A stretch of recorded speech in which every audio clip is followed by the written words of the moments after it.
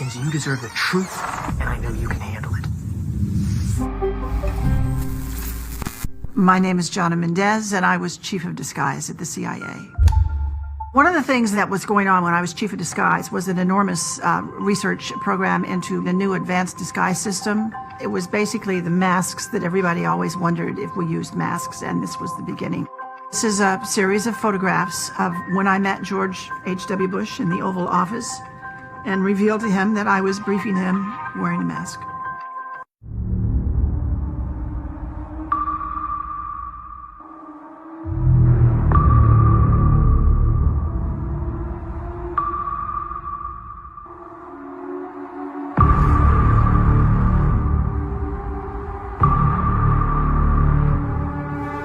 Now, in particular, and regarding this photograph, it is a Getty's image photograph. If you go to the link, you can see the photographer, all those kinds of details, who took it. So what is the anomaly with this particular photograph?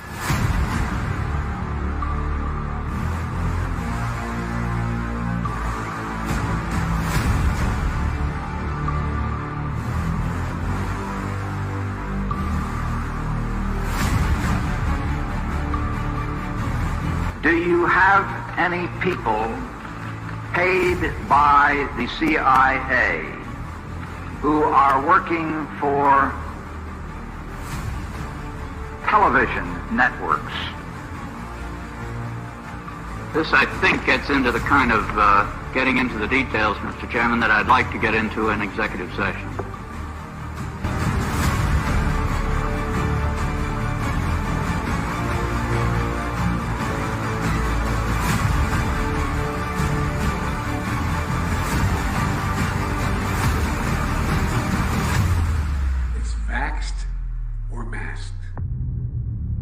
It was a big challenge to come up with something that finally actually animated and worked to really fool a person, but we did. They learned the art. We actually brought Hollywood back into our labs at one point to look at what we had done, and they were stunned. They're absolutely stunned. Congratulations. My husband was Tony Mendez, and he was played by Ben Affleck in the movie called Argo. Aliens and robots? Yes, sir. You're telling me that there is a movie company in Hollywood right now that is funded by the CIA? Yes, sir. Are there many actors in Hollywood who also moonlight as agents, do you think? I think there are probably quite a few, yes. I think probably Hollywood is full of CIA agents, and we just don't know it. And I wouldn't be surprised at all to discover that, this was extremely common. Tony, they didn't mention it in the movie, but Tony had deep connections to Hollywood, to the tradespeople out in LA that did a lot of things we were interested in doing. Special effects people, makeup people. Tony was chief of disguise 10 years before I was chief of disguise. And so he passed on some of his expertise to me. But he had a particular interest in the magic industry out in LA.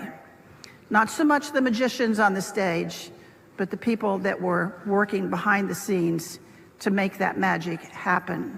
So we went to LA and we posed some questions to them. We said, we have a problem. We're looking for novel solutions. Well, LA did have some ideas, of course. That's what they do for a living. They introduced us to a new concept. They said, what you are calling an operation, we call a performance. That's what we do. We put on performances. And before we start working on that performance, we have to define the stage that the performance is going to take place on. Then you have to know who your audience is. Who are you playing to? Who are you trying to fool? Once you assemble those two pieces, you can pretty much choose the time and choose the place and simply overwhelm them with your performance. Then they showed us some tools that they used.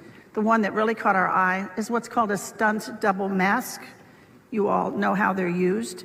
When the movie star is so famous or so good looking that they can't risk damaging him, we liked the idea of stunt double masks. They're quick on, they're quick off, they dramatically change your appearance, and we started using them and found them to be valuable to our operations.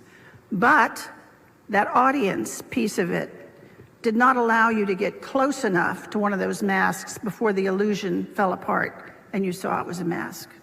So we went back to our disguise labs out at Langley, and we invented a whole new genre of masks. Masks that are so good, that are so realistic, that you can actually get up close and have a personal contact with someone for an extended period of time. They're good enough that you can brief the President of the United States in the Oval Office wearing a mask. And he isn't sure if it's you or if it's someone else. Those masks were the beginning of a whole new generation of work that we did at the CIA. Once we could make these masks that fit you so well, then we discovered we could make a twin. We could make another you. There could be two of you. We could actually make 5 or 6 of you, but usually one extra was all we needed. We will respond accordingly. God bless you all, and may God protect our troops. But that's only the tip of the iceberg. As longtime CIA lawyer John Rizzo tells it, the relationship between the spy agency and La La Land is quite cozy. In his new book, Company Men, Rizzo says that actors, producers, and other movie-making power players were always happy to help out the CIA in any way they could. You work for the very enemy you thought you were fighting. It's impossible. Then tell me why you've never been to Langley. You've been lied to. All lower-level agents have been lied to. I am trying to help you here. So you're saying I'm working for the enemy? And that you are the enemy? Sydney, this is your last chance. You have to go.